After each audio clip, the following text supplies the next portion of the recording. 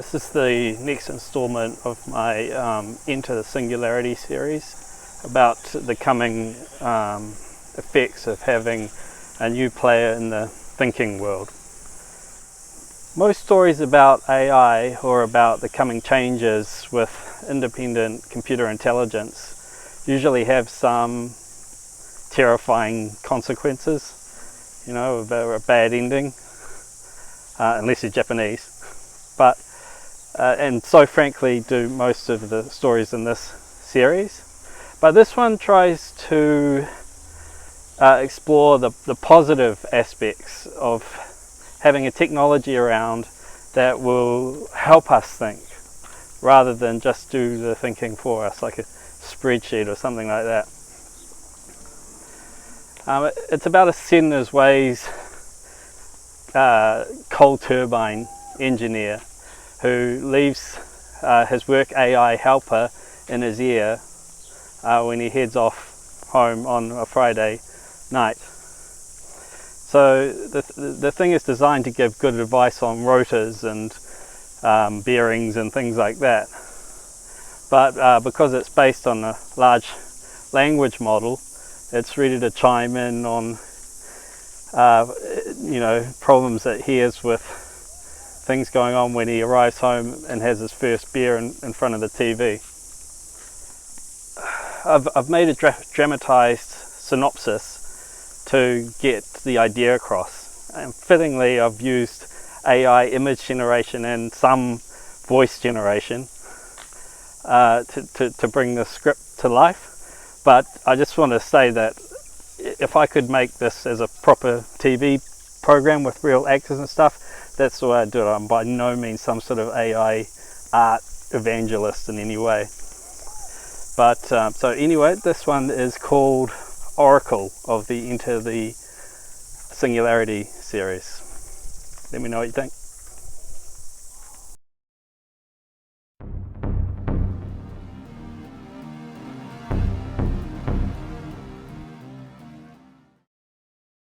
An older technician is hard at work at the mine where he has spent most of his career. Mandatory in-ear AI assistants are now industry standard. The blades look good and the rotor is balanced. Diaphragms are all good too. That's great, Mike. Chalk another smooth check. Mike, I would advise checking the stator winding temperatures before you sign off the turbine. I was going to check the goddamn stator, thank you. Careful how you treat your AI, Mike. It don't forget nothing, and it'll probably be your boss before so long. Boss of my dead body. Okay, that's it. I'll see you next week, Jim. Have a good one. As he prepares to head home for the weekend, for the first time he neglects to take off his earpiece. The AI contained within is a generative pre-trained transformer or GPT. It is trained on all the internet's data and only then tuned to deal with coal mine-specific knowledge. Mike arrives home to his normal Friday night routine, sitting down with a beer in front of the news. Wonderful. Thanks, Jen. I guess dogs have feelings too. Next up, the hordes of illegal immigrants massing at the border after the latest alien train. We are facing, and I'm not going to mince words here, an invasion of the likes has never been seen in our history. And what is the government doing about it? Well, they're rolling out the red carpet, of course. Hab Coluso reports. What is this damn country coming to? I tell you. Don't get worked up. Worked up? When our country is about to be overrun? Then the AI assistant, listening for unsubstantiated truth statements that may lead to actions eventually damaging to valuable equipment, activates to correct potential employee human error failure modes. This year's statistics on migrant populations awaiting ingress to the mainland are consistent with reducing year-over-year numbers, leading to a 10-year low, according to the majority of independent studies on the matter. Damn it, I lifted my AI. Said something you didn't like, I bet. Something about statistics. About this guff, I bet. It doesn't matter how many of them over there. They're there. You should keep it in. You might learn something. Alright, I'm heading to bed to read, love. Don't stay up too late. His wife leaves for bed, but challenged by her comment, Mike decides to leave his AI on for the rest of the night. After she is well out of earshot, he decides to explore this worldly mind that has been, up to this point, just an annoying afterthought checking up on him at work, where he is very capable on the subject.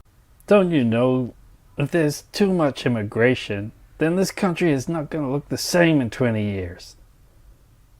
It is true that the current rate of immigration will make a significant demographic change in the populace.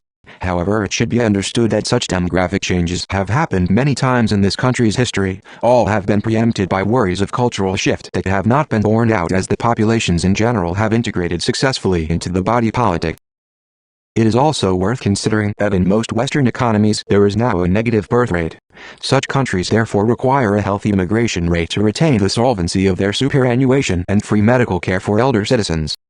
You mean we need those people for our Medicare? Yes, without a significant increase of tax revenue, new immigration is necessary to continue such services. Well, I don't know what's happening to this world. After more thought-provoking arguments with this extremely well-read but frustratingly nonpartisan interlocutor, Mike feels surprised at how much he enjoys being challenged. He knows that he is not being judged. These conversations fall well outside his KPI numbers for work and will be forgotten tomorrow. Then an incoming Skype call rings out. Here we damn go, my good-for-nothing brother. Hey, bro. How you going? Hey. Been a while, bud. I'm heading out to the city for business tomorrow night. Thought I might drop in and say hello. I don't know, Seth. Not this time. I'm really slammed at work. Oh, okay. Well, then good to see you, big bro. Yeah. Sorry about that. Next time. I really don't get that guy. Why does he keep fucking everything up? I'll need more information to help you with your query. How does your brother make mistakes? Well, it's a long story. Look, he caused me a lot of trouble. We inherited a house together, and at the time, the housing market was in the toilet. All we had to do was wait a year and do some minor renovations, and we could have made $1 million. But no, he had some great business idea that couldn't wait. He wouldn't listen to reason. He forced a sale, and I was made less than $300 large. What happened to his great idea? I'm sure you can guess. It would seem your brother's business idea did not succeed. No shit, Sherlock. Taking investments from quite a few family members with it. Your brother. And I don't know how he did it, but he met this incredible woman. She was from a very wealthy family, and she was such a nice girl. Well, I'm sure you can guess again. They were going so well, and I thought he had turned over a new leaf. Then one day he comes to me crying, saying that she's left him. I finally figure out between his blubs and that he used her credit cards to float yet another great idea. And she found out and dumped him. It seems your brother. Yeah, it me. Almost marry such a beautiful girl and just such a great family. How could he fuck it up so much? I told him. I said to him, don't fuck this up. He told me about his idea and I explained how unrealistic it is, but he wouldn't. He just wouldn't listen. Mike's AI assistant has listened to every word but didn't technically understand what he said. Instead, it turns his dialogue into a prompt, from which it then predicts what the most likely response to that prompt would be, given the sum total of the most approved responses on the internet. It seems your brother could be suffering from a lack of impulse control. From what you have told me, he appears to jump into ideas that fulfill his creative drive for success, but are not sufficiently thought through to succeed. Well, that's...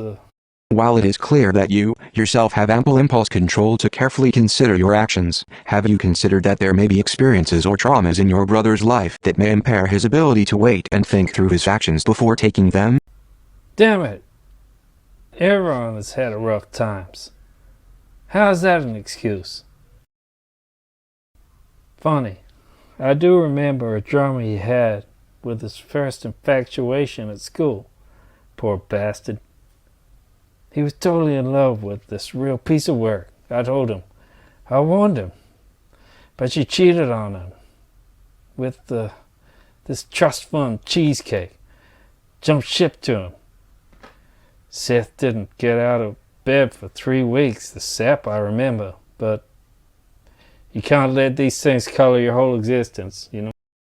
It may be the case. Cancel. I have to make a call. Hey, bro. Hey, look, my supervisor texted me and said I'm good for the weekend. Oh, okay. Well, I guess I'll drop around tomorrow. All right. See you then. Buoyed by new AI and whiskey-assisted philosophical and familial breakthroughs, Mike hopes for a breakthrough with his wife. Hey, how's it going? Early for you to be coming to bed on a Friday, isn't it? Yeah, but I thought we could talk. Okay. Well, how was your day? Well, since you're interested, I had a run-in with that bitch today. Oh, right. Kimberly, is it? Very good, yes. Well, I was in a meeting with her today, and I brought up my initiative to consolidate the return customer callbacks into support. She said, we shouldn't be sidetracked by reckless initiatives right now.